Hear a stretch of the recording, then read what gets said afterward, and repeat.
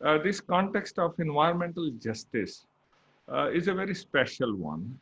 And I would like you to give us idea, what does this really mean? Is it the justice for only the environment?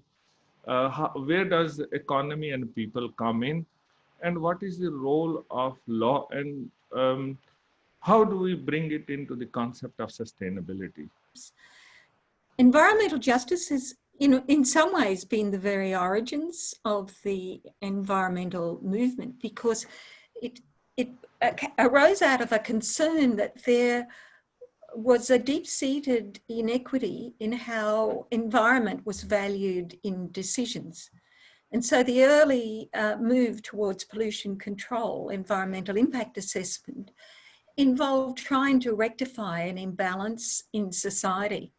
At the same time, from the 1960s and in many other places around the world, often into the 1970s and 80s, there was an increased concern about social inequities and the importance of the democracy movement to environmental decision-making. And that really culminated in the Aarhus Convention and the basic tenets of modern environmental law around the right to participate in environmental decisions, have environmental values properly taken into account, and to give people a remedy. The modern discourse around environmental justice is, how do you build on these foundations to empower communities to bring about transformative sustainable development? How do we bring indigenous aspects into this environmental justice? Aboriginal people that I worked with do not distinguish between past, present, and future, and the animate and the inanimate. So therefore a rock and a tree or a river have the same value in many ways as human beings. Animals, similarly have these qualities. So one of the difficulties in terms of working with Indigenous communities is to depart from the Western mindset. They are experiments, they are examples of sustainability. They show that it can be done, how it can be done.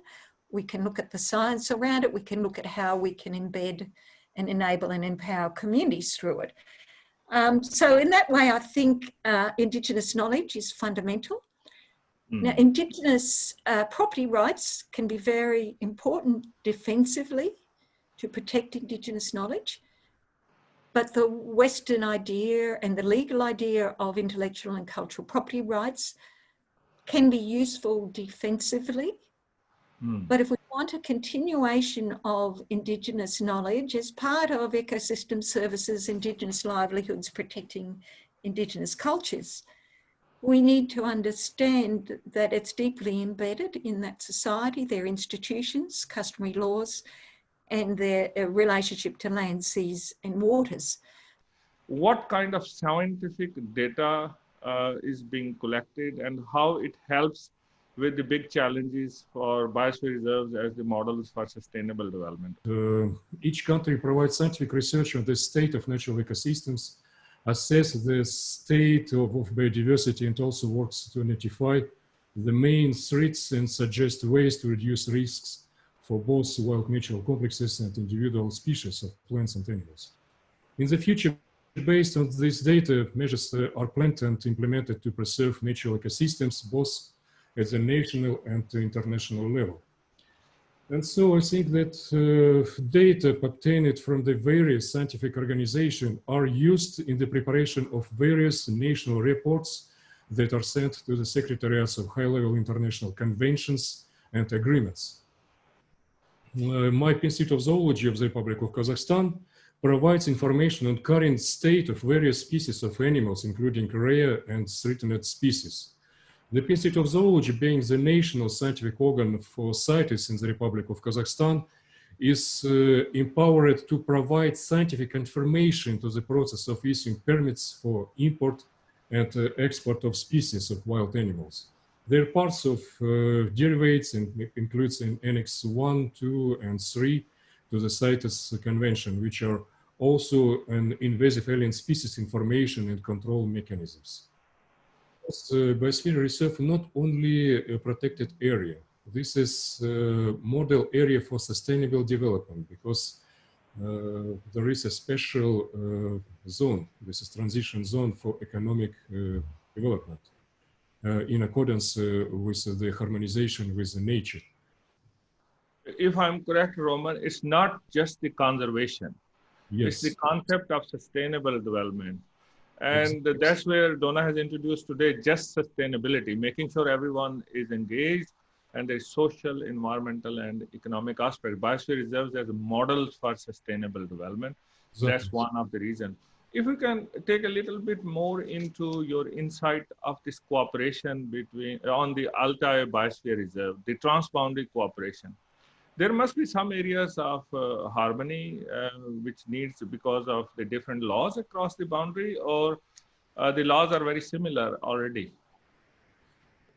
Russia and Kazakhstan has the common roots from the Soviet Union. In this case, legislation is rather, say, common. And in this case, we had no problems for organization of the transboundary biosphere reserve. But of course, we have some difference, especially national law on protected areas.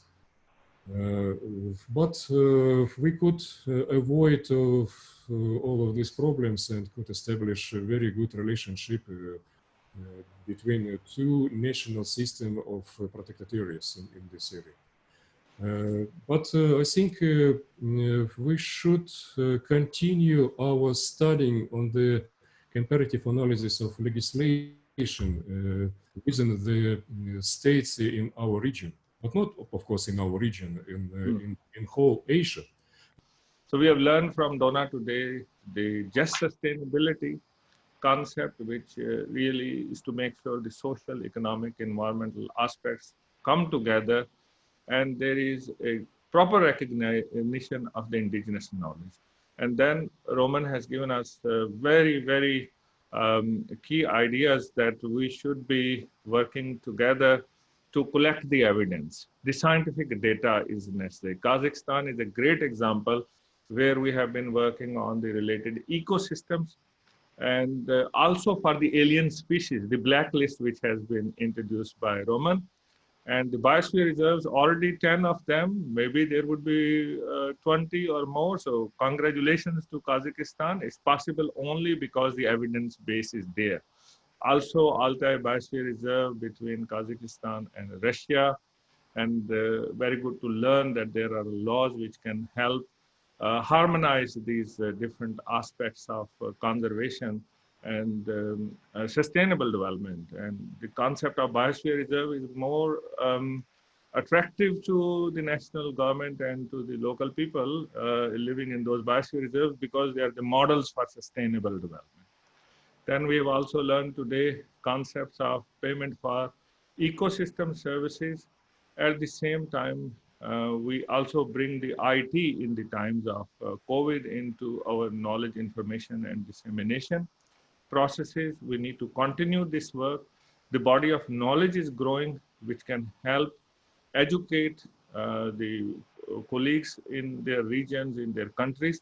One thing I did not discuss today, and it should be evident, we have Professor Donna coming from the university background, as well as Professor Roman Jasinko with the academic interest, and he has been linked with many UNESCO chairs as well.